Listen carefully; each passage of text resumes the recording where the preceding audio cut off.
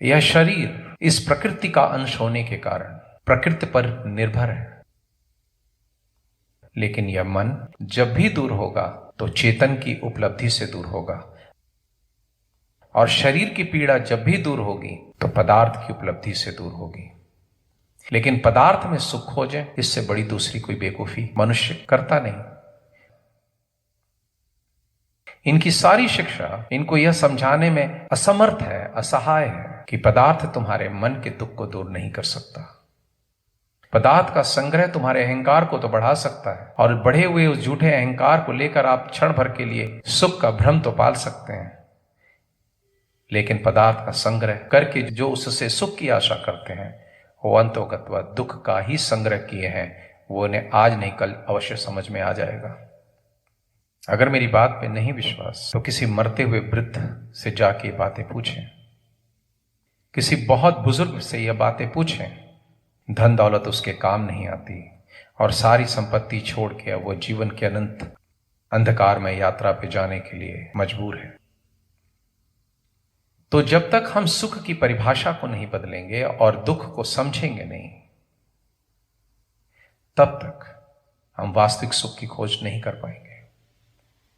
याद रखें कि संसार आपको सुविधा दे सकता है संसाधनों के द्वारा, पदार्थ के द्वारा, लेकिन आपको सुख नहीं दे सकता, क्योंकि सुख का संबंध मन से है, और यह मन चेतन की प्राप्ति पर ही सुखी होगा। और शरीर प्रकृति का अंश होने से, पदार्थ की उपलब्धता से ही सुखी होगा। जीवन में भौतिकता की भी आवश्यकता है, लेकिन यह विवेक रखते हुए कि इसका संबंध सिर्फ शरीर तक ही सीमित है। वो शरीर जो सिर्फ कुछ समय के लिए तुम्हें उपलब्ध हुई है, लेकिन यह मन तुम्हारे साथ तब तक रहेगा जब तक तुम अपने वास्तविक मौलिक स्वरूप को नहीं जान लेते। ये शरीर मरने के बाद भी मन नहीं मरता और अपने संस्कारों के कारण फिर से जन्म लेता है, अपने कर्म के फल के अनुसार जीवन जीने के लिए विवश होता है। शरीर की मृत्यु के साथ साथ अगर मन की मृत्यु नहीं हुई तो आपको शाश्वत सुख, शाश्वत शांति कभी उपलब्ध नहीं हो सकती। मन की मृत्यु का अर्थ सिर्फ इतना है कि मन अपने मूल स्रोत में वापस लौट जाए। जैसे मरने के बाद ये पंचभूतात्मक शरीर, पंचभूतात्मक इस जगत में मिलकर एक हो जाता है।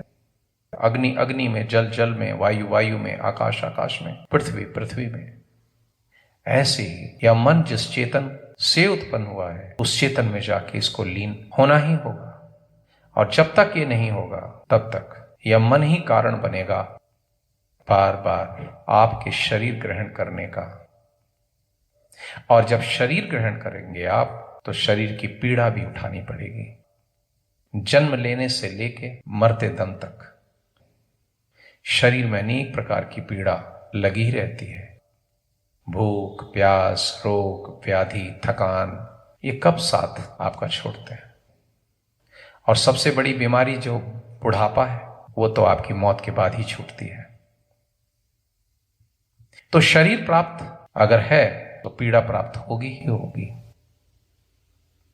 दांत दर्द से लेके सर दर्द लगा ही रहेगा, लेकिन मन जहां से प्रकट हुआ है उस मूल स्रोत में जब तक जाकर वह लीन नहीं हो जाता तब तक आपको शाश्वत सुख, शाश्वत शांति, शाश्वत प्रेम, शाश्वत संतोष नहीं प्राप्त होगा।